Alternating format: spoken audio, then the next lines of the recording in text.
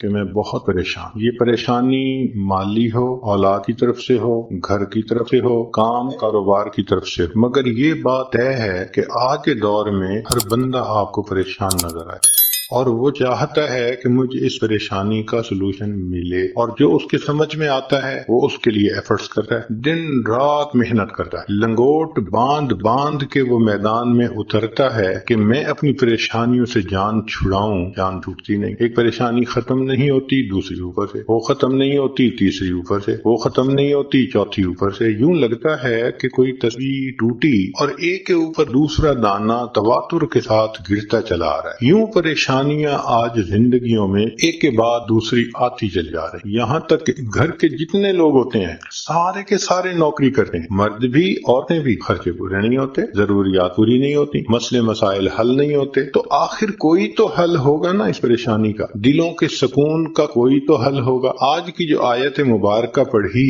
یہ ہماری زندگی کے اس اہم مسئلے سے وابستہ ہے۔ رب کریم ارشاد فرماتے ہیں وَلَوْ أَنَّ أَهْلَ الْقُرَىٰ آمَنُوا وَاتَّقَوْا، اگر یہ بستی دیسوں والے ایمان لاتے، تقوی کو اختیار کرتے، لَفَتَحْنَا عَلَيْهِمْ بَرَكَاتٍ مِّنَ السَّمَاءِ وَالْأَرْضِ، ہم ان پر آسمان اور زمین سے برکتوں کے دروازے کھول دیتے۔ برکت کہتے ہیں کہ انسان کی ضروریات پوری ہوں، پریشانیاں دور ہوں، عزت کی زندگی ہو، سکون کی زندگی۔ جب خوف اور حزن بندے کے اوپر نہ ہو اور انسان پرسکون ہو تو اس کی زندگی کو بابرکت زندگی کہتے ہیں۔ اب ذرا ایک بنیادی بات یہ سمجھ لیجئے کہ انسان دو چیزوں کا نام، ایک جسم اور ایک روح۔ جسم اس مٹی سے بنا اور اس کی ضروریات کو بھی اللہ نے مٹی میں رکھ دیا، چنانچہ جسم کی جتنی ضروریات ہیں زمین میں ہیں، سبزیاں زمین سے نکلتی ہیں، پھل زمین سے نکلتے ہیں، ہمارے کھانے کی باقی جتنی بھی چیزیں ہیں سب زمین سے اگتی ہیں، پھر ہمارے لباس کی فصل زمین سے، جو ہم مکان بناتے ہیں اس کی اینٹیں بھی زمین سے، ماربل بھی زمین سے، سٹیل کی اگر مائن دیکھو تو وہ بھی زمین سے۔ غرض انسان کو مادی طور پر زندگی میں بدن کی جو ضرورت ہے زمین سے نکلتی ہے، پانی دیکھو تو زمین سے، تو اللہ تعالیٰ نے بدن کی سب ضروریات کو زمین میں رکھ دیا۔ انسان کے روح عالم امر سے آئی ہوئی چیز ہے، اوپر سے آئی ہوئی چیز ہے۔ یسألونک عن الروح قل الروح من امر ربی، آپ فرما دیجئے کہ روح میرے رب کا امر ہے، تو یہ عرش کے یعنی اوپر سے آئی ہوئی چیز۔ اب اس روح کی ضروریات بھی اوپر ہی سے آنے والے انوار و تجلیات، تو جسم کی ضرورت اور ہے، روح کی ضرورت اور، کھانا مل گیا، پانی مل گیا، گھر مل گیا، لباس مل گیا، بدن کی ضرورتیں پوری ہو گئیں، مگر روح کی ضرورتیں اور، وہ کیا ہیں کہ جب انسان کے دل کے اندر نور اترتا ہے، نبی علیہ السلام نے ارشاد فرمایا علیکم بمجالس العلماء، تمہارے اوپر لازم ہے کہ علماء کی مجالس اختیار کرو،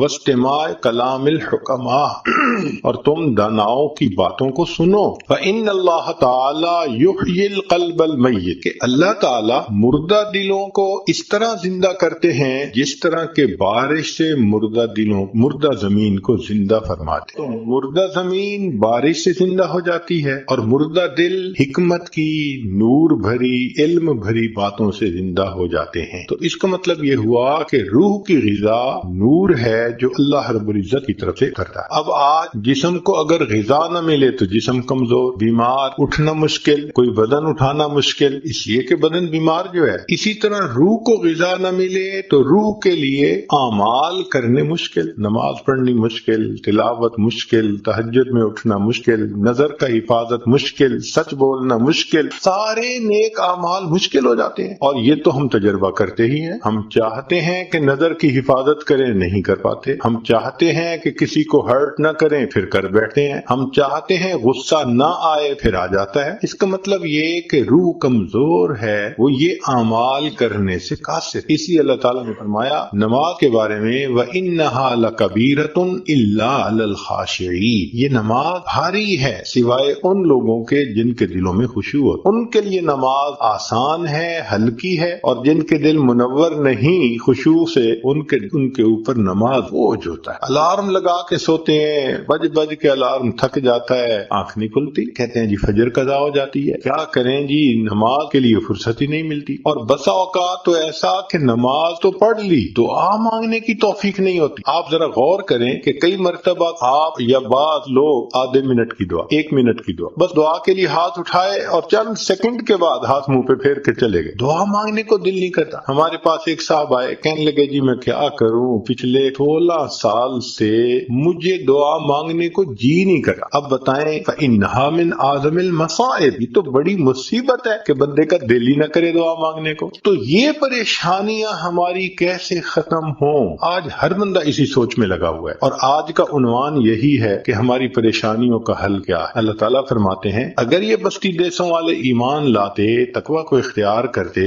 ہم ان کو آسمان اور زمین سے برکتوں کے دروازوں کو کھول دیتے. یہ برکت کا لفظ آپ کو انگریزی کی ڈکشنری میں نہیں ملے گا, اس لیے کہ اس کا تعلق فقط ایمان والوں کے ساتھ ہے, مومن کے ساتھ. مومن کی زندگی میں برکت ہوتی ہے, دوسرے کی زندگی برکت سے خالی ہوتی. اس لیے آپ دیکھ لیں کہ آج جو ایمان کی نعمت سے فیض یاب نہیں, ان کی زندگی پریشانیاں پریشان, اور جتنا ان کا بڑھاپا خراب ہوتا ہے اور جتنا ان کو تنہائی کا عذاب بھگتنا پڑتا ہے, ان کے تو حال سن کے بندے حیران ہو جاتے ہیں ساتھ گزرتی کیسے ہے. ایمان والوں کی زندگیوں میں برکت ہوتی. یہ برکت ہے کیا چیز؟ شاید لفظ سے تو بات سمجھ میں نہ آئے, مثال سے جلدی سمجھ میں آ جائے گی. آپ نے دیکھا ہوگا کہ یہ جو کتیا ہے یہ کبھی 4 بچے دیتی ہے, کبھی 5, کبھی 6, کبھی 7 بچے, 9 بچے بھی ایک کتیا کے ہوتے ہیں. یعنی اتنی کثیر اولاد ہوتی ہے, اور اللہ نے اسی لیے اس کے تھن بھی زیادہ بنائے ہیں کہ اتنے بچے دودھ پی سکتے ہیں ایک وقت میں. اور ایک ہے بکری, آپ نے دیکھا ہوگا کہ بکری کے اندر یا تو 1 بچہ یا 2 بچے, 2 سے زیادہ تو بہت ہی کم ہوتا ہوگا, ورنہ روٹین یہی ہے کہ بکری کا یا 1 بچہ یا 2 بچے. اور پھر بکری کٹتی بھی ہے, انسانوں کو ضرورت ہوتی ہے کھانے کی, مٹن کی, تو وہ اس کو ذبح بھی کرتے ہیں. اب جس کے بچے بھی یا 1 ہوتا ہے یا 2 ہوتا ہے اور پھر ذبح بھی ہوتے ہیں, اس کو دیکھ لو کہ اللہ اس کی نشو و نما کیسے کرتے ہیں. اور کتیا کے بچوں کو بھی دیکھ لو, کتیا کا بچہ آپ کو کہیں نظر آئے گا کوئی ایک, اور بکریوں کے ریوڑ نظر آئیں گے سینکڑوں بکریاں. تو حیران ہوتے ہیں, یا اللہ جن کے 7 بچے ہوتے تھے ان کے ریوڑ کیوں نہیں ہوتے؟ بھائی ہونا تو یہ چاہیے تھا کہ کہیں 200 کتے پھرتے, کہیں 400 کتے پھرتے, لیکن اس میں اللہ نے برکت نہیں رکھی. حدیث مبارکہ میں ہے, نبی علیہ السلام نے فرمایا بکری پالو, اللہ نے بکری پالنے میں برکت رکھ دی ہے. اب بکری میں برکت ایسی ہے کہ چاہے 1 بچہ ہو یا 2 بچے ہو, اور چاہے ایمان والے ہزاروں بکریوں کو روزانہ ذبح کرتے رہیں, ریوڑ اگر نظر آئیں گے تو آپ کو بکریوں کے ہی نظر. یہ کیا چیز ہے؟ یہ برکت ہے جو اللہ نے رکھی. تو ہم کماتے تو بہت ہیں, باپ بھی کما رہا ہے, بیٹا بھی کما رہا ہے, بیٹی بھی کما رہی ہے, بیوی بھی کما رہی ہے, سب کما رہے ہیں, برکت نہیں ہے مال میں, اس لیے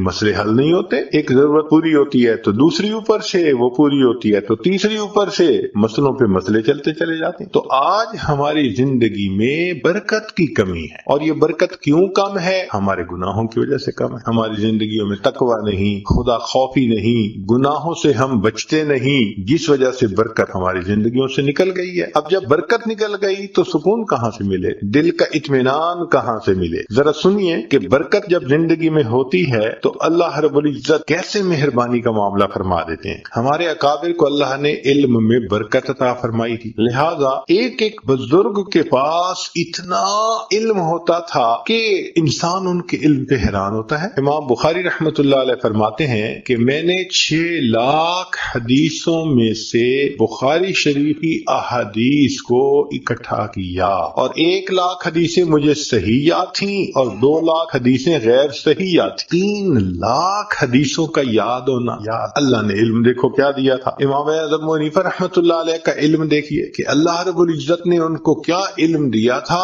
کہ وہ جو بات ہوتی تھی اس کے تہ تک پہنچ جاتے تھے, اور ہر بات کی سند قرآن اور حدیث سے نکالتے تھے. تو اللہ رب العزت نے ان کو علم کا سمندر بنا دیا تھا. چنانچہ ایک مرتبہ امام اعظم رحمت اللہ علیہ بیٹھے ہوئے تھے, ایک بوڑھا آیا اور آ کے پوچھتا ہے کہ لا ولا نہیں, واو او واوین. بوڑھے نے کہا آ کے واو او واوین, تو امام صاحب نے فرما دیا واوین. وہ چلا گیا اور جاتے ہوئے کہہ گیا لا ولا. اب امام صاحب کے تقریباً 40 شاگرد تھے جو مشورت میں شامل ہوتے تھے, اور وہ سب بڑے بڑے فقہا, بڑے بڑے محدثین تھے. امام ابو یوسف رحمت اللہ علیہ کثیر الحدیث عالم تھے, ان کا لقب تھا المنصف الحدیث. امام محمد رحمت اللہ علیہ بڑے فقیہ تھے، امام ظفر رحمت اللہ علیہ وہ ماشاءاللہ اپنے فن کے امام، ایسے ایسے بزرگ، داؤد طائی رحمت اللہ علیہ تقویٰ کے پہاڑ تھے، اور یہ سب امام حنیفہ رحمت اللہ علیہ کے شاگردوں میں سے تھے۔ سوچتے رہے کہ پوچھنے والے نے کیا پوچھا اور امام صاحب نے کیا بتایا، پورا دن سوچتے رہے، کچھ سمجھ نہیں آیا۔ شام کو کہنے لگے حضرت ہمیں بتائیں اس بوڑھے نے کیا کہا، آپ نے کیا جواب دیا؟ آپ نے فرمایا بھئی اس نے مجھ سے ایک مسئلہ پوچھا تھا۔ حضرت یہ کون سا مسئلہ ہے؟ واو اور واوین۔ تو حضرت نے فرمایا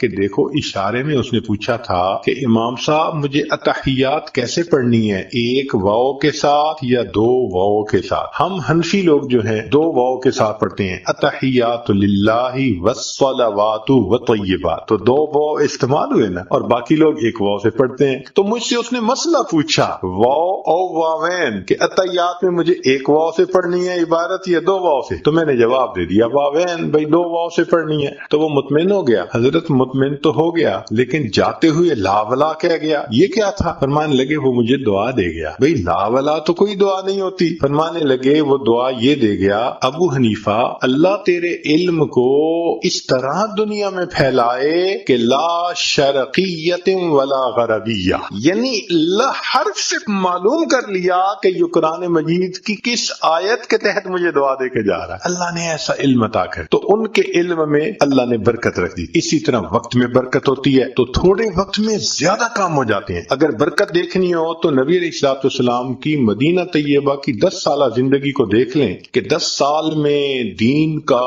صحابہ کو بھی سکھانا، باہر سے جو وفد آتے ہیں ان کو بھی سکھانا، اپنے اہل خانہ کو بھی سکھانا، اور پھر رات میں اتنی عبادت کہ حتی یتورمت قدماہ، قدم متورم ہو جاتے تھے۔ یہ وقت کی برکت ہے کہ 10 سال میں آپ نے دنیا میں انقلاب پیدا کر دیا۔ قوموں کی زندگی میں 10 سال تو بڑا تھوڑا سا عرصہ ہوتا ہے۔ آپ دیکھ سکتے ہیں ارد گرد میں کہ 10 سال میں تو کہیں بھی تبدیلی نہیں آتی، بلکہ 10 سال میں تو ملک اپنی ڈائریکشن سیدھی نہیں کر پاتے کہ کدھر جانا ہے ہم نے، مگر نبی علیہ الصلوۃ والسلام نے 10 سال کے عرصے میں اتنا بڑا انقلاب پیدا کر دیا۔ یہ وقت کی برکت نہیں تو پھر اور کیا؟ دیکھیے اللہ رب العزت نے ایک محدث تھے، ان کے وقت میں برکت ڈالی، چنانچہ جب وہ فوت ہوئے تو انہوں نے زندگی میں جتنی کتابیں لکھی تھیں ان کے صفحات کو، پیجز کو کاؤنٹ کیا گیا، اور ان کی زندگی کے جتنے پورے دن تھے ان کے اوپر ڈیوائیڈ کیا گیا، تو پر ڈے 40 پیجز بنے۔ اب آپ سوچئے کہ ایک دن میں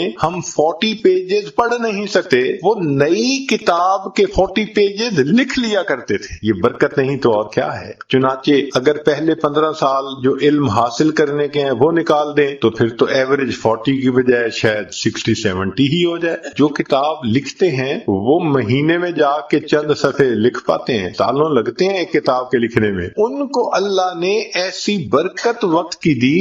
شیخ الحدیث مولانا محمد زکریا رحمۃ اللہ علیہ لکھتے ہیں کہ ہر دن کے 40 صفحے بنتے تھے جو وہ نئے لکھتے تھے۔ اللہ نے وقت میں برکت عطا فرما دی تھی۔ حضرت اختر تھانوی رحمۃ اللہ علیہ کی زندگی کو دیکھو، چنانچہ ان کی اپنی 2600 کتابیں جو اس وقت پبلش ہوئی موجود ہیں۔ یا اللہ، 2600 کتابیں لکھ دینا۔ علم میں بھی کام کیا، تصوف و سلوک میں بھی کام کیا، لوگوں کی اصلاح کے لیے بھی ان کو وقت دیتے تھے، تفسیر بھی لکھی، حدیث پہ بھی لکھا، فقہ پہ بھی لکھا۔ سبحان اللہ، اللہ کی شان۔ اس کو کیا کہتے ہیں؟ تھوڑے وقت میں زیادہ کام کا کر لینا، اس کو برکت کہتے ہیں۔ تو اللہ رب العزت نے ان کو برکت عطا فرمائی تھی۔ تو دیکھیے علم میں بھی برکت، وقت میں بھی برکت، اور پھر قوت حافظہ میں بھی برکت۔ ایسی قوت حافظہ ایک بات پڑھ لی 20-20 سال نہیں بھولتی تھی، 25-25 سال نہیں بھولتی تھی۔ سبحان اللہ۔ علامہ انور شاہ کشمیری رحمۃ اللہ علیہ، ایک مرتبہ ان کو کسی مقدمے میں مناظرہ کے لیے عدالت میں آنا پڑا، تو مخالف نے ایک عبارت پڑھی تو حضرت نے فرمایا کہ یہ کتاب مجھے دو، اس کتاب کے اندر مجھے تبدیلی نظر آتی ہے۔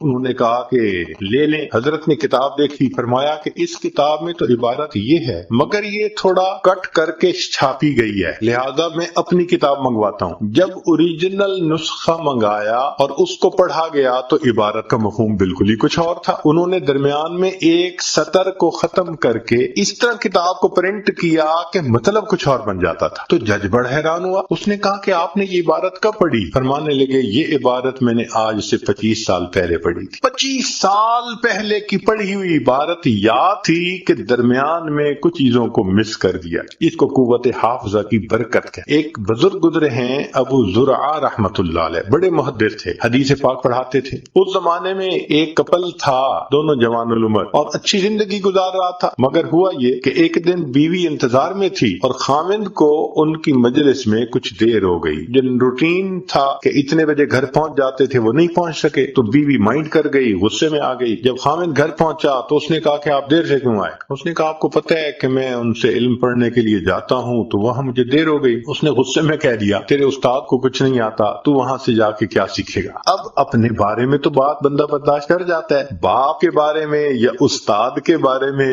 برداشت کرنا ذرا مشکل ہو جاتا ہے. تو آگے سے خاوند نے یہ کہہ دیا کہ اگر مجھے میرے استاد کو 1,00,000 حدیثیں یاد نہ ہوں تو میری طرف سے تجھے طلاق. غصے میں بات کر گیا. اب رات تو گزر گئی، صبح اٹھے تو بیوی بھی ریگریٹ کر رہی ہے، بھائی میں غصے میں تھی تو مجھے اس کے استاد کو تو برا نہیں نہ کہنا چاہیے تھا. اور خاوند بھی کہنے لگا کہ چلو اگر وہ غلطی کر گئی تھی تو مجھے بھی تو غصے میں ایسی بات نہیں کرنی چاہیے تھی. بیوی نے پوچھا اب کیا کریں؟ اس نے کہا بھائی یہ تو کنڈیشنل ہے مسئلہ، تو میں جا کے امام صاحب سے پوچھتا ہوں. چنانچہ وہ ابو زرعہ رحمۃ اللہ علیہ کے پاس آیا اور جا کے مسئلہ کہا کہ حضرت ہم دونوں نے بے وقوفی کر لی، تو اب آپ بتائیں کہ طلاق ہوئی یا نہیں ہوئی؟ تو ابو زرعہ رحمۃ اللہ علیہ نے بات سنی اور فرمایا کہ جاؤ جا کے میاں بیوی کی طرح رہو، اس لیے کہ 1,00,000 حدیثیں مجھے اس طرح یاد ہیں جس طرح لوگوں کو سورہ فاتحہ یاد ہوتی ہے. اس کو قوت حافظہ کی برکت کہتے ہیں. جب اللہ تعالیٰ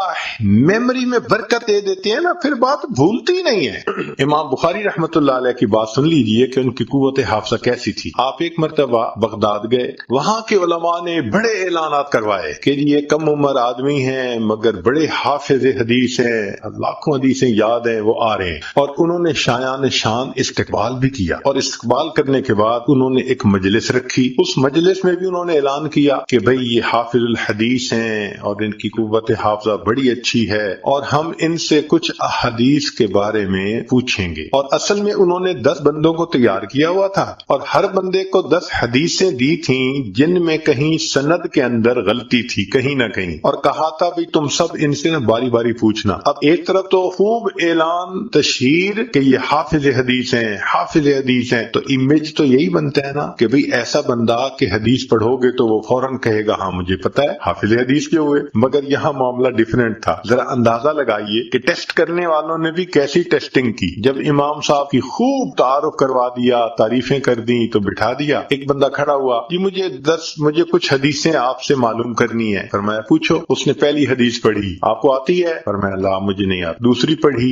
لا مجھے نہیں آتی. تیسری مجھے نہیں آتی. تیسری، چوتھی، پانچویں، 10 حدیثیں پڑھی اور امام صاحب کہتے ہیں لا مجھے نہیں پتا، مجھے نہیں پتا. اب عام بندہ کیا سوچے گا کہ یہ کہاں سے حافظ آ گیا، اس کو تو آتا ہی کچھ نہیں ہے. تو ایک سائیکولوجیکل پریشر انہوں نے ڈالا ان کے اوپر کہ بندے کا دل کرتا ہے یار میں کسی پہ تو ہاں کہوں نا کہ یہ مجھے آتی ہے. آپ نے کہا لا. پھر دوسرا بندہ کھڑا ہوا، اس نے 10 حدیثیں پوچھی، 10 پہ لا کہا. پھر تیسرا کھڑا ہوا، چوتھا کھڑا ہوا، پانچواں، حتیٰ کہ 10 کے 10 کھڑے ہوئے اور انہوں نے اپنی اپنی حدیثیں پوچھی اور آپ نے 100 حدیثیں سن کے کہا لا مجھے نہیں معلوم. تو اب سوچیں عام آدمی کا امپریشن کیا بنتا ہے کہ اس کو تو آتا ہی کچھ نہیں ہے، یہ کہاں سے حافظ آ گیا. جب اتنا پریشر انہوں نے برداشت کر لیا اور 10 کے 10 بندے بیٹھ گئے تو پھر امام صاحب کہنے لگے اچھا اب ذرا سنو، پہلے بندے نے یہ حدیث پڑھی، جو اس نے غلط پڑھی تھی آپ نے پہلے غلط پڑھی جو ایک ہی دفعہ سنی تھی، اور پھر فرمایا صحیح حدیث یہ ہے، پھر صحیح حدیث پڑھ لی. پھر دوسری حدیث اس نے یہ پوچھی تھی، غلط پڑھی، پھر صحیح پڑھی. حتیٰ کہ امام صاحب نے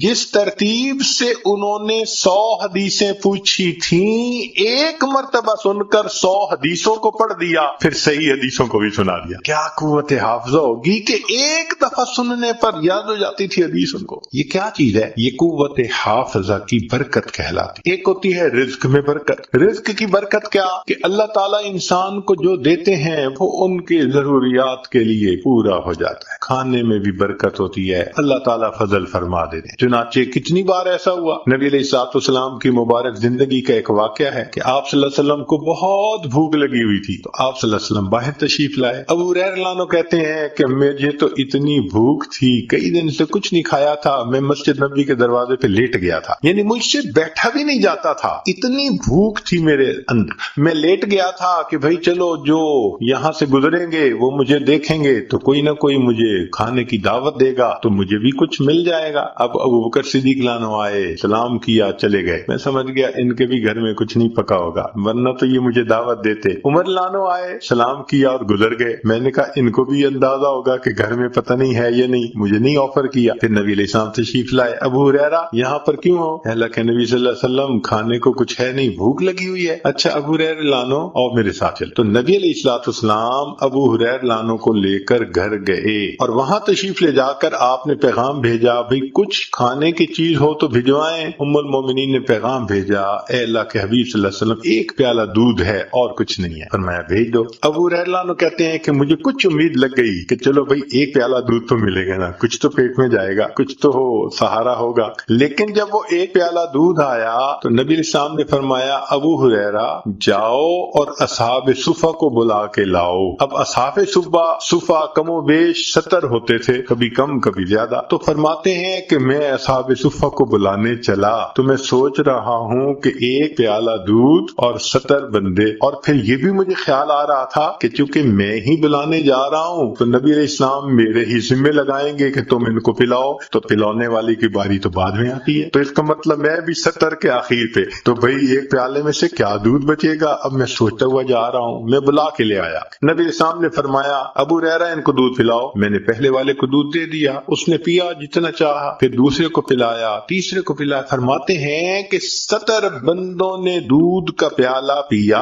اور دودھ جیسے تھا ویسے ہی تھا۔ پھر میری باری آ گئی، نبی علیہ السلام مجھے دیکھ کر مسکرائے، فرمایا ابو ہریرہ اور پی، تو میں نے پینا شروع کر دیا۔ فرماتے ہیں کہ حتی شبعت، میرا پیٹ بھر گیا دودھ پی پی کے۔ میں نے کہا اللہ کے نبی صلی اللہ علیہ وسلم میں نے بہت پیا، فرمایا اور پی، تو کہتے ہیں میں نے پھر پیا حتی کہ پیٹ بھر گیا۔ نبی صاحب مسکرائے، فرمایا اور پی۔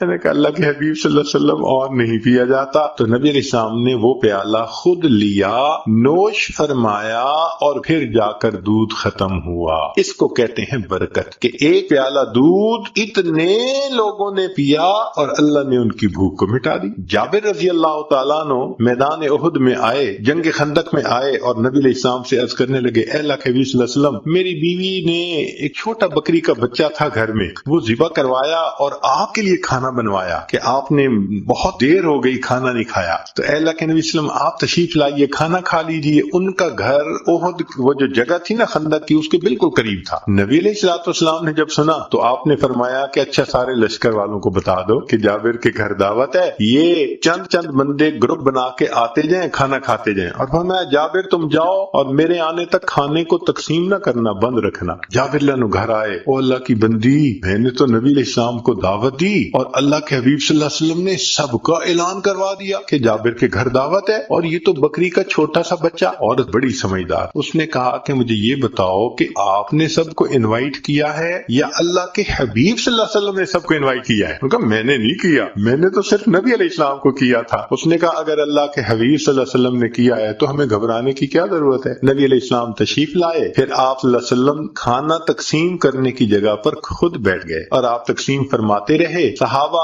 10 آدمی چند آدمی مل کے آتے رہے، کھانا کھا کے جاتے رہے، پورے لشکر نے کھانا کھایا اور بکری کا بچہ اس کا سالن پورے لشکر کو پورا آ گیا۔ اس کو کہتے ہیں رزق میں برکت، اللہ تعالیٰ برکت دیتے۔ چنانچہ ایسی برکت ہو جاتی ہے مال میں کہ الحمدللہ بندے کا مال ضرورتوں کے لیے پورا ہو جاتا ہے، ضرورتوں کے لیے پورا ہو جاتا ہے، ایسی اللہ تعالیٰ برکت عطا فرما۔ ایک مرتبہ ایک خاتون آئی اور بات کرنے کے لیے پردے کے پیچھے جو بیٹھی تو اس نے رونا شروع کر دی۔ میں نے کہا بھی صحیح کہ بھئی آپ کیوں رو رہی ہیں، مگر اتنی پریشان تھی کہ رونا شروع کر دیا۔ تو جب اس نے رونا شروع کر دیا تو ہم نے بھی پھر تھوڑی دیر اس کو رونے دیا کہ بھئی ذرا سنبھلے گی تو بات کریں گے تاکہ بات سنیں۔ تھوڑی دیر کے بعد وہ سنبھلی تو میں نے پوچھا آپ کیوں رو رہی ہیں؟ کہنے لگی میں بہت پریشان۔ کیوں پریشان ہے؟ کہنے لگی کہ میرا خاوند بہت بڑا انڈسٹریلسٹ ہے، کئی درجن کمپنیوں کا مالک ہے، اور میرا فرسٹ کزن بھی ہے اور مجھ سے بہت زیادہ محبت کرتا ہے۔ اس نے گھر میں مجھے ہر آسانی دی ہوئی ہے، گھر ایسا اس نے بنایا ہے کہ جیسے کوئی محل ہوتا ہے، گھر کا سارا خرچہ اس نے ذمہ لیا، بجلی کا بل دیتا ہے، ٹیلی فون کا بل دیتا ہے، گیس کا بل دیتا ہے، حتیٰ کہ وہ کچن میں جو خرچہ ہوتا ہے اس کا بھی خرچہ بھرتا ہے، نوکروں کی تنخواہیں، سیکیورٹی والوں کی نگاہیں، ڈرائیور کی تنخواہیں، سب وہی ٹوٹل دیتا ہے۔ میرے اوپر گھر کا کوئی خرچہ نہیں، البتہ میرے ذاتی خرچے کے لیے وہ مجھے ہر مہینے $2000 دیتا ہے، میں بڑی پریشان ہوں، میرے خرچے پورے نہیں ہوتے۔ اب ذرا سوچئے کہ عورت کو پرسنل ایکسپینسز کے لیے وہ $2000 پر منتھ دیتا ہے اور عورت کہتی ہے میں بڑی پریشان ہوں، میرے خرچے پورے نہیں۔ جب اس نے یہ بات کہی تو پھر میں نے اسے سمجھایا، میں نے کہا بھائی میری تو بات یہ ہے کہ اگر آپ کا میاں آپ کو 2000 کی بجائے $3000 پر منتھ بھی دے دے تو آپ کے خرچے پورے نہیں ہوں گے۔ کہنے لگی پیر صاحب ایسی بات تو نہ کریں آپ۔ میں نے کہا اس لیے کہ ڈائریکشن بدلنے کی ضرورت ہے۔ کہنے لگی کیا؟ میں نے کہا آپ کو اللہ نے اتنا مال دیا، پردے کی پابندی نہیں ہے، نماز کی پابندی نہیں ہے، رسمی رواجی زندگی جو عورتوں کی ہوتی ہے فیشن والی وہی آپ کی زندگی ہے، تو جب دین ہی زندگی میں نہیں ہوگا تو برکت ہی نہیں ہوگی، تو جب مال میں برکت نہیں تو $5000 بھی مہینے کے دے دے، آپ کے خرچے تو ختم نہیں ہونے والے۔ کہنے لگی پھر میں کیا کروں؟ میں نے کہا کہ آپ اپنی زندگی کی ترتیب کو بدلیں، جس ترتیب پر انسان کی زندگی میں برکتیں آتی ہیں اس کو اپنائیں، پردے کا خیال کریں، نمازیں پڑھیں، یہ کریں وہ کریں جو شریعت نے کہا۔ خیر بات اس کے سمجھ میں آ گئی۔ کہنے لگے جی ٹھیک ہے آپ مجھے توبہ کے کلمات پڑھا دیں، میں آج سے زندگی بدلنے کی نیت کر لی۔ اللہ نے مہربانی کر دی، اس نے بیت کے کلمات پڑھ لیے، پھر نماز کی نیت کر لی، زندگی اس کی بدل گئی۔ اللہ کی شان، کوئی کچھ مہینے بعد یا 1 سال بعد وہ عورت دوبارہ آئی اور اتنی خوش، حضرت میں بس اپنے حالات بتانے آئی ہوں اور آپ کا شکریہ بھی ادا کرنے آئی ہوں کہ اب میں شریعت کے مطابق زندگی گزارتی ہوں، میرے ذاتی خرچے $500 میں پورے ہوتے ہیں، $1500 ہر مہینے میں یتیموں اور بیواؤں پہ خرچ کر دیتی۔ جب مال میں برکت ہوتی ہے نا تو تھوڑا مال زیادہ ضرورتوں کو پورا کر دیتا ہے۔ ایک شخص آیا جنید بغدادی رحمۃ اللہ علیہ کے پاس، حضرت حج پہ جانا ہے، پیسے نہیں، تو حضرت نے جیب میں ہاتھ ڈالا، چونی نکالی اور دے دی، لو بھائی خرچے کے لیے چونی لے لو۔ اب وہ نکلا حج کے سفر پہ، جیسے ہی بستی سے باہر نکلا تو ایک قافلہ جا رہا تھا، سلام کیا، پوچھا کہاں جا رہے ہیں؟ انہوں نے کہا بھائی ہم حج پہ جا رہے ہیں۔ انہوں نے پوچھا تم کہاں؟ کہنے لگا ارادہ تو میرا بھی حج کا ہے۔ ان کا یار ایک بندے نے ہمارے ساتھ حج پہ جانا تھا، کوئی آخری لمحے پہ کام پڑ گیا اور وہ نہیں گیا، تو ایک جگہ خالی ہے اونٹ پہ، اگر تم بیٹھنا چاہو تو آ جاؤ۔ یہ ان کے ساتھ ہو گیا۔ اب قافلے والوں نے کھانا بھی کھلایا، مہمان نوازی بھی کی اور اس کو وہاں پہنچا کے حج بھی کروا دیا۔ واپس آنا چاہا، یہ اس جگہ گیا جہاں اونٹ کرائے پہ ملتے تھے سفر کے لیے، تو دیکھا ایک اور قافلہ ہے، تعارف ہوا کہاں جاتے ہو؟ نے کہا کہ میں نے تو فلاں ملک شہر میں جانا ہے۔ ان کا ہم نے بھی اسی سے تھوڑا سا آگے جانا ہے، ایک بندہ ہمارے ساتھ حج پہ آیا تھا اور اس کا جو ہے نا حج کے دوران انتقال ہو گیا تو اس کا اونٹ خالی ہے، بھئی تم جانا چاہتے ہو تو آ جاؤ۔ یہ پھر ساتھ جڑ گیا، کھانا بھی ملا، سفر میں ان کے ساتھ بھی رہا اور جس بستی سے چلا تھا اس بستی میں آ کے اتر گیا۔ اب بڑا حیران کہ حضرت صاحب نے چونی دی تھی، نہ جاتے خرچ ہوئی نہ آتے خرچ ہوئی، پہنچا حضرت میں حج کر کے آ گیا، لیکن عجیب بات ہے کہ وہ چونی تو میری خرچ ہی نہیں ہوئی۔ حضرت نے فرمایا پھر میری چونی واپس کر دو۔ یقین کیجئے کہ اللہ والوں کی چونی بھی خرچ نہیں ہوتی، اللہ تعالیٰ مال میں ایسی برکت دے دیتے ہیں، تھوڑا مال ہوتا ہے ضرورت ہی نہیں پڑتی۔ چنانچہ ایک بزرگ تھے تو ان سے بیٹے نے پوچھا کہ ابو یہ جو آپ برکت برکت کہتے رہتے ہیں پریکٹیکلی بھی تو سمجھائیں۔ انہوں نے اپنے بچے کو لیا اور گھر میں ایک پمپ موٹر لگا ہوا تھا اس کے پاس لے گئے اور دکھایا، بیٹے دیکھو ہاں گیزر لگا ہوا تھا، تمہاری عمر ہے اس وقت 29 سال اور میں نے تمہاری پیدائش سے پہلے گیزر لگوایا تھا، 29 سال میں اس گیزر کو مینٹین کرنے کی ضرورت ہی نہیں پڑی، اس کو مال میں برکت کہتے ہیں۔ اور ہم دیکھیں تو شاید 29 سال میں ہمارے 5 گیزر ختم ہو جاتے۔ مجھے ایک آدمی ملا، کہنے لگا جی میرے گھر میں ایک موٹر لگی ہوئی ہے، 35 سال سے وہ چل رہی ہے، مجھے کبھی اس کی مینٹیننس کی ضرورت پیش نہیں آئی، 35 سال میں کبھی موٹر نہیں جلی، اور ہماری تو 35 سال میں 35 موٹریں جل جاتی۔ یہ کیا ہوتا ہے؟ یہ اللہ کی طرف سے ایک برکت ہوتی ہے، اللہ اس بندے کو ضرورت پڑنے ہی نہیں دیتے، اس کے خرچے ہی کم ہوتے ہیں۔ آپ دیکھتے نہیں ہیں کئی گھروں میں تھوڑی سی تنخواہ ہوتی ہے اور 6 7 بچے ہوتے ہیں اور انہوں نے قرضہ کسی کا نہیں دینا ہوتا، کیوں کہ کبھی ڈاکٹر کے پاس جانے کی ضرورت ہی نہیں۔ اور کئی لوگ ایسے ہیں کہ ماشاءاللہ ہیں بھی کروڑوں پتی اور اگر پوچھے تو قرضے بھی کروڑوں کے ان کے سر کے اوپر ہیں۔ تو برکت ایک الگ چیز ہے۔ ہمیں ایک مرتبہ رشیا کی ایک ریاست میں جانے کا موقع ملا تو صاحب خانہ نے بکری ذبح کی اور اس کو انہوں نے بھون کے سامنے رکھ دیا، بھونی ہوئی ہوئی بکری جو ہوتی ہے ماشاءاللہ آپ کو پتہ ہی ہے چربی بھی ساتھ ہو تو عجیب ہوتی ہے. خیر جب کھانے کا وقت آیا تو ہم نے دیکھا کہ جن برتنوں میں انہوں نے وہ رکھا ہوا تھا نا گوشت، وہ نیچے چربی پگھلی ہوئی تھی اور چربی ساتھ ہی لگی ہوئی تھی. تو ہم تو جی اس میں سے کھانے لگے، بڑا دیکھ کے یہاں چربی نہیں یہاں چربی نہیں، بڑا بچ کے سنبھل کے تھوڑا سا لیا کہ بھائی زیادہ کولیسٹرول نہ ہمارا اندر چلا جائے. ہمارے پاس ایک وہاں کے مقامی بڑے میاں آ کر بیٹھ گئے اور اللہ کی شان کہ انہوں نے آ کے کھانی ہی چربی شروع کر دی. وہ بڑے میاں ان کی بھویں بھی سفید اور ماشاءاللہ وہ چربی اٹھا رہے ہیں اور چربی کھا رہے ہیں، چربی اٹھا رہے ہیں. اب 4-5 منٹ تو برداشت کیا، لیکن 4-5 منٹ کے بعد برداشت کرنا مشکل. ایک بندہ کھا ہی چربی رہا ہے اور لطف کی بات کہ پھر انہوں نے چمچ پکڑی اور چمچ بھری اس میں وہ جو پگھلی ہوئی چربی تھی اور پینی بھی شروع کر دی. یا اللہ، اٹ بیکیم ٹو مچ. تو میں نے ان کی طرف دیکھا اور میں نے بڑے میاں سے تعارف کیا. میں نے کہا کہ بڑے میاں آپ ٹھیک ہیں، خیریت سے ہیں؟ انہوں نے کہا میں ٹھیک ہوں، خیریت سے ہوں. میں نے کہا آپ کی صحت ٹھیک ہے؟ کہنے لگے کہ میری عمر اس وقت تقریباً 82 سال ہو چکی ہے، میں نے اپنی پوری زندگی میں کوئی میڈیسن کی گولی اپنے منہ میں نہیں ڈالی. اس کو کہتے ہیں صحت کی برکت کہ 82 سال عمر ہو جائے اور بندہ 82 سال میں ایک ٹیبلٹ بھی کبھی منہ میں نہ ڈال. کہتے ہیں کبھی میں ڈاکٹر کے پاس گیا ہی نہیں، پوری زندگی نہیں گیا. یہ صحت کی برکت کہلاتا. ہمارے حضرت مرشد عالم رحمت اللہ علیہ 90 سال کی عمر میں ان کی وفات ہوئی. آخری عمر کے دنوں میں حضرت جب خط پڑھتے تھے تو اینک اتار کے پڑھتے تھے، اس لیے کہ قریب کی نظر ٹھیک تھی، دور کے لیے اینک ساتھ لگایا کرتے تھے. اور دور تو 40 سال کے بعد ایجنگ ایفیکٹ ہوتا ہی ہے. وہ تو ہر آپٹیشین کہے گا کہ 40 سال کے بعد ایجنگ ایفیکٹ کی وجہ سے دور کی نظر تو لگانی پڑتی ہے. قریب کی نظر 90 سال میں اتنی تیز کہ خط جو ہے وہ اینک اتار کر پڑھا کرتے تھے. سنوائی اتنی تیز تھی سماعت کہ کمرے کے کونے میں کوئی وسپر کرتا تھا تو حضرت سن لیا کرتے تھے. اور اللہ کی شان کہ 90 سال کی عمر میں تمام دانت حضرت کے بالکل ٹھیک تھے. ایک مرتبہ کھانا آیا تو میں نرم سی روٹی نہ ڈھونڈ کے حضرت کے آگے رکھنے لگا. پوچھنے لگے کیا ڈھونڈ رہے ہو؟ کہ حضرت میں کوئی نرم سی روٹی آپ کے لیے ڈھونڈ رہا ہوں. فرمایا میرے دانتوں کو کیا ہوا ہے؟ دو مجھے کوئی کڑک روٹی. 90 سال کی عمر میں کڑک روٹی کھائے. اللہ کی شان. اور ایسی قوت اللہ نے دی تھی کہ ایک مرتبہ اس عاجز کے کندھے پہ دوسرا ہاتھ رکھا تو ماشاءاللہ لمبا قد تھا اور صحت تھی اور جسم تھا. تو جیسے کندھے پہ ہاتھ رکھا تو میں تھوڑا سا نیچے ہوا. فرمایا کیا چوزے بنے پھرتے ہو؟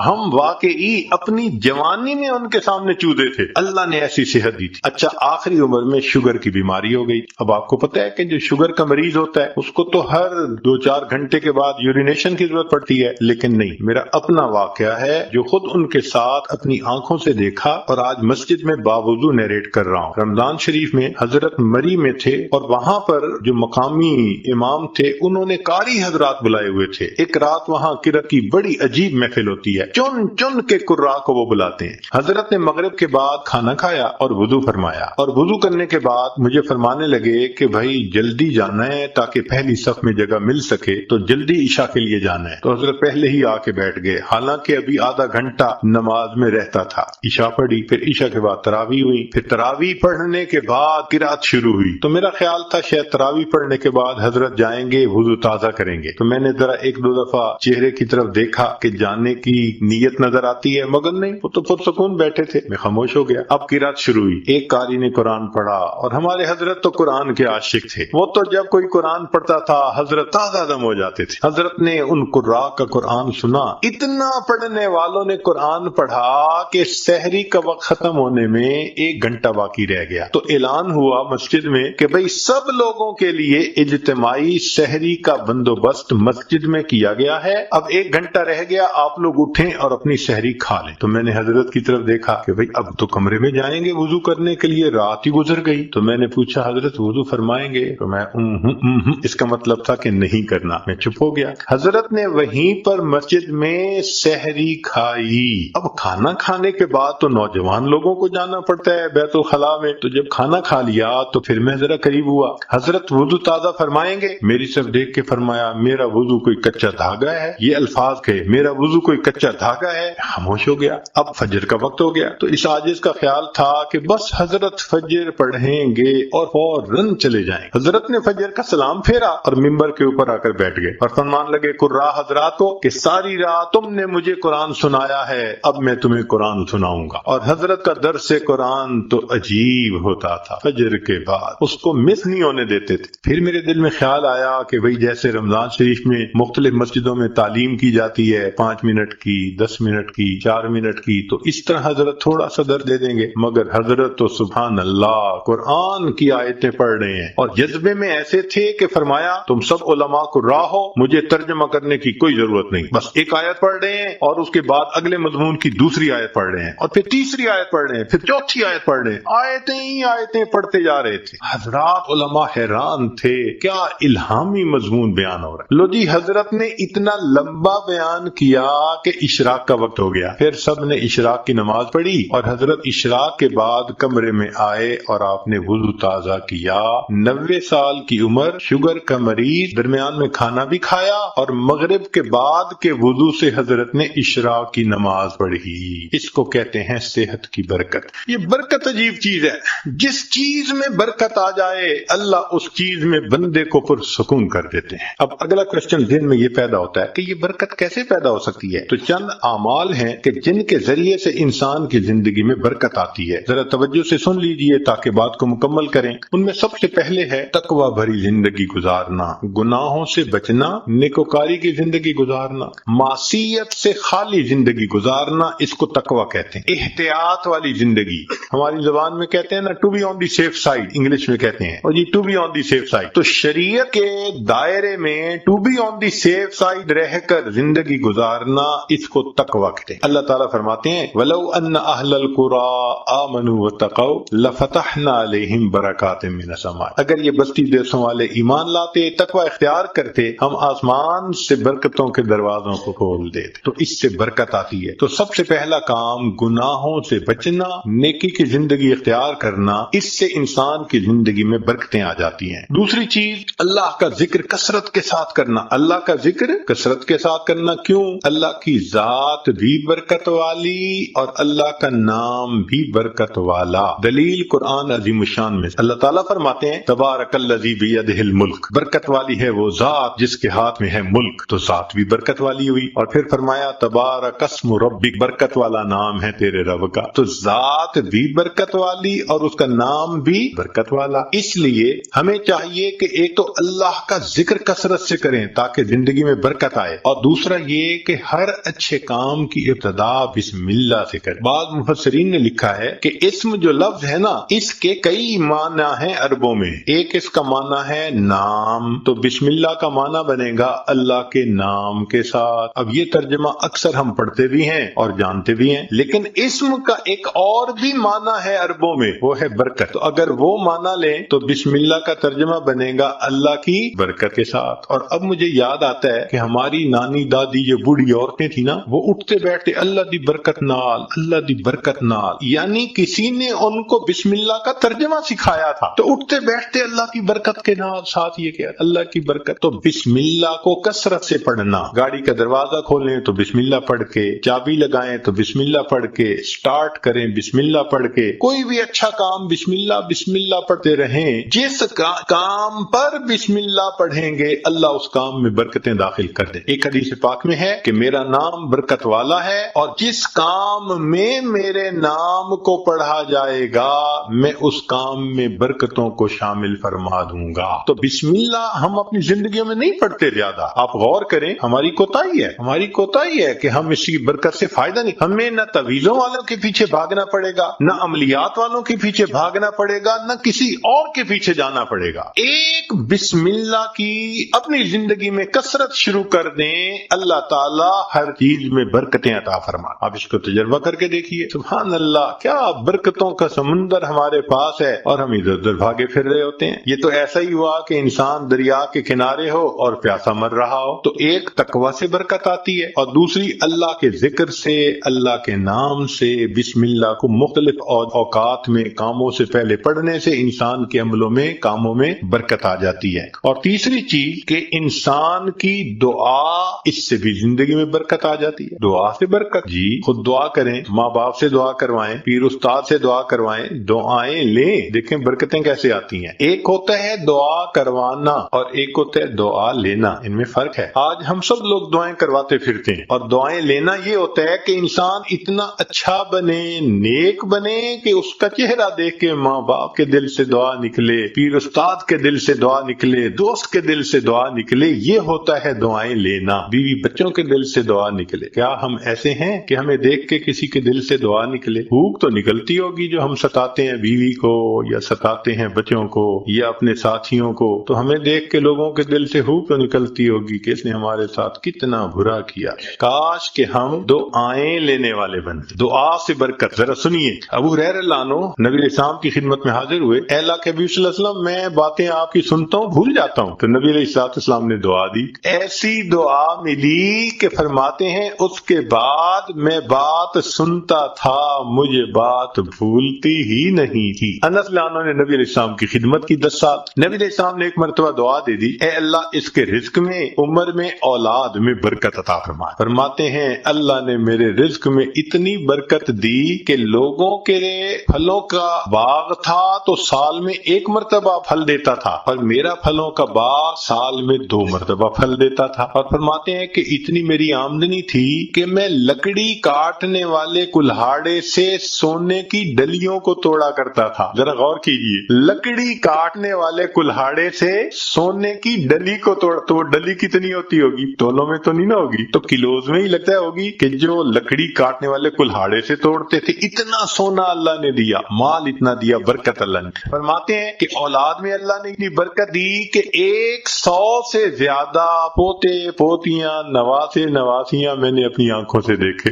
100 سے زیادہ. اللہ اکبر کبھی. اللہ نے برکت دے دی. ایسی برکت تھی ان کے رزق میں کہ ایک صحابی ان کے گھر آئے. میں یہ بات سنا کے ذرا آگے بات پڑھاتا ہوں. ایک صحابی ان کے گھر آئے، کھانا کھایا تو انس رضی اللہ عنہ نے اپنی باندی سے کہا کہ بھئی تولیہ لاؤ. ہاتھ ان کے دھلائے ہیں تو وہ پوچھ لیں. وہ تولیہ لائی تو تولیہ میلا تھا. انس رضی اللہ عنہ نے ڈانٹا، دیکھ نہیں رہی تم اتنا میلا تولیہ لے کے آئی؟ وہ کہنے لگی بس تھوڑی دیر، جیسے ہم کہتے ہیں نا ویٹ اے منٹ. اس نے بھی کہا جی ویٹ اے منٹ، میں آتی ہوں. اور وہ سیدھا گئی اور آگ جل رہی تھی، اس نے جا کے تولیہ اندر ڈال دی. اب مہمان حیران ہے، تولیہ آگ میں ڈال دیا. تھوڑی دیر کے بعد اس نے تولیہ نکال دیا، صاف شفاف تولیہ، اور وہ لے کے آئی اور کہ پلیز ہاتھ آپ اپنے جو ہے نا اس سے صاف کر لی. وہ کہتے ہیں گرم گرم تولیہ صاف ستھرا، میں نے اسے ہاتھ تو خشک کر لیے. میں نے انس رضی اللہ عنہ کی طرف دیکھا تو پوچھا یہ کیا معاملہ ہے؟ تو انس رضی اللہ عنہ مسکرائے، کہنے لگے اصل میں میرے پاس ایک مرتبہ اللہ کے حبیب صلی اللہ علیہ وسلم تشریف لائے تھے، میں نے آپ کو کھانا کھلایا تھا اور ان کو ہاتھ خشک کرنے کے لیے تولیہ دیا تھا. جب سے اس تولیے کو میرے آقا صلی اللہ علیہ وسلم نے چھوا ہے، آگ اس کو اب جلانے سے باز آ گئی. یہ میلا ہو جاتا ہے، ہم تنور میں ڈالتے ہیں، آگ میل کچیل کھا لیتی ہے، صاف تولیہ ہم باہر نکال. تو بھائی انہوں نے خدمت کی، اللہ کے حبیب صلی اللہ علیہ وسلم نے دعا دی. آپ بھی ماں باپ کی خدمت کر کے دعائیں لیں، بیوی بچوں کے ساتھ اچھا سلوک کریں، دعائیں لیں، دوست احباب سے دعائیں لیں. تو دعائیں لیں، پھر دیکھیں برکتیں کیسی آتی ہیں. تو دعا سے بھی انسان کی زندگی میں برکت آتی. چنانچہ ثانوی رحمۃ اللہ علیہ نے لکھا ہے کہ ایک ماں باپ تھے، ان کے 3 بیٹے تھے. تو جب جائیداد تقسیم ہونے کا وقت آیا تو ایک بھائی جو سب سے چھوٹا تھا نا، وہ کہنے لگا کہ بھائی تم دونوں ساری زمین پیسہ لے لو، والدین کی خدمت مجھے دے دو. وہ بڑے خوش ہو گئے کہ چلو بھائی ساری جائیداد ہم مل گئی اور یہ کرے خدمت. اس نے خدمت کی. اب اس کے والد اس کو ایک نصیحت کیا کرتے تھے کہ بیٹا بس جس چیز میں برکت نہ ہو وہ نہ لینا، ہمیشہ وہ چیز لینا جو برکت والی ہو. بہت کہتے رہتے تھے. تو اس بچے کا مائنڈ سیٹ ہو گیا تھا کہ میں نے ہمیشہ برکت والی کوئی چیز لے. ماں باپ فوت ہو گئے. اس نے ایک دن خواب میں دیکھا، کہنے والے نے کہا بھائی تم جو ہے نا وہ فلاں جگہ جاؤ تو پتھر کے نیچے 50 دینار پڑے ہوئے ہیں، لے لو. تو چونکہ مائنڈ سیٹ تھا برکت والا، تو اس نے پوچھا ان 50 میں برکت ہوگی؟ کہنے برکت نہیں ہے. انہوں نے کہا مجھے نہیں چاہیے. صبح اٹھا، بیوی کو خواب سنایا تو بیوی ماشاءاللہ پھر بیوی ہوتی ہے، کہنے لگی لے لو جا کے. اس نے کہا بھئی برکت نہیں، میں نہیں لوں گا. اس نے کہا نہ لینا، ذرا جا کے دیکھ تو لو نا پڑے بھی ہیں یا نہیں. اس نے کہا دیکھنے بھی نہیں ہے. خیر بات چلی گئی. اب کچھ دنوں بعد پھر اس نے خواب دیکھا. کہنے والے نے کہا بھئی فلاں جگہ 10 دینار رہ گئے ہیں، وہ لے لو جا کے. اس نے کہا برکت ہوگی؟ اس نے کہا برکت نہیں ہوگی. اس نے کہا مجھے نہیں چاہیے. صبح اٹھ کے بیوی کو خواب سنایا. اس نے کہا دیکھا آپ نے 40 کا نقصان کر دیا نا، پہلے لے لیتے تو 50 ملتے. میں تو اب بھی کہتی ہوں میرا مشورہ تو یہی ہے کہ جاؤ 10 ہی لے لو. اس نے کہا بھئی برکت والے نہیں، مجھے نہیں چاہیے. 10 بھی گئے. پھر کافی دنوں کے بعد خواب آیا، کسی نے کہا بھئی 1 دینار رہ گیا ہے، جاؤ اور فلاں جگہ سے لے لو. اس نے کہا برکت والا ہوگا. اس نے کہا ہاں برکت والا. وہ صبح اٹھا، بیوی کو سنایا اور جا کے برکت والا دینار لے لیا. جب گھر لا رہا تھا تو اس کے دل میں خیال آیا ابھی بڑا عرصہ گزرا، کبھی کوئی اچھی ڈش نہیں بنی اور مزے کا کھانا نہیں کھایا، آج اللہ نے یہ 1 دینار دے دیا ہے تو چلو کچھ لے جاؤں۔ تو وہ گیا، مچھلی بک رہی تھی بڑی ساری، اس نے لے لی مچھلی، لے کے گھر آیا، بیوی کو کہا کہ دیکھو بھئی وہ دینار مل گیا تھا، میں نے اس میں سے کچھ خرچ کر کے یہ مچھلی لے لی کہ تم آج پکاؤ، کھانا تو اچھا کھائے نا آج۔ اس نے کہا بہت اچھا۔ اب وہ جب مچھلی کو تیار کرنے لگی تو جب کاٹا تو اس کے پیٹ میں ایک ہیرا تھا، ڈائمنڈ تھا۔ اب اس نے اس کو نکالا تو چمکتا ہوا ڈائمنڈ، دیکھا میں تو جیولر کے پاس لے کے جاؤں گا۔ جیولر کے پاس لے کے گیا تو وہ دیکھ کے کہنے لگا تمہیں یہ ملا کہاں سے؟ اس نے کہا بھئی مجھے تو مچھلی کے پیٹ سے ملا۔ اس نے اس کو تولا، وہ اتنے کیرٹ کا ڈائمنڈ تھا کہ جب اس نے اس کی پیمنٹ کی تو اس بندے کے ساری زندگی کے خرچے سے وہ قیمت زیادہ تھی۔ ایک ہی مرتبہ اللہ نے پوری زندگی خرچہ دے دی۔ اس کو کہتے ہیں برکت۔ ہمیں اصل میں کسی نے سکھایا ہی نہیں شروع سے کہ یہ بھی ایک مانگنے والی چیز ہوتی ہے۔ ہم اللہ سے یہ تو کہتے ہیں کہ ابھی 1000 پاؤنڈ ہے تو اللہ مجھے 2000 پاؤنڈ دے دے، 3000 دے دے، یہ تو کبھی نہ مانگا۔ اللہ جو آپ نے دیا ہے اس میں برکت دے دیجئے، اسی میں برکت مل جائے۔ یقین سے عرض کرتا ہوں ہماری پریشانیاں آج ختم ہو جائیں۔ ہمیں کم نہیں دیا اللہ نے، لیکن ان میں چونکہ برکت نہیں، مسئلے حل نہیں ہوتے، تو اللہ سے برکت مانگ۔ تو وہ برکت ملتی ہے تقوی سے، وہ برکت ملتی ہے بسم اللہ کے پڑھنے سے، اللہ کا ذکر کرنے سے، دعا سے، ماں باپ کی دعائیں لینے سے، اور وہ برکت ملتی ہے قرآن مجید کی تلاوت کرنے سے۔ دلیل حدیث پاک سے نبی علیہ السلام نے فرمایا تبرک بالقرآن فإنہ کلام اللہ، تم قرآن سے برکت حاصل کرو، یہ اللہ کا کلام ہے۔ اب آپ بتائیے کہ ہمارے گھروں میں کتنے لوگ ہیں جو باقاعدگی سے روزانہ گھر میں تلاوت کرتے، ہفتوں گزر جاتے ہیں، مہینوں گزر جاتے ہیں، عام بندوں تو کیا بات کرنی، نمازی بندے تلاوت نہیں ہوتی۔ تو جب گھر میں نماز کی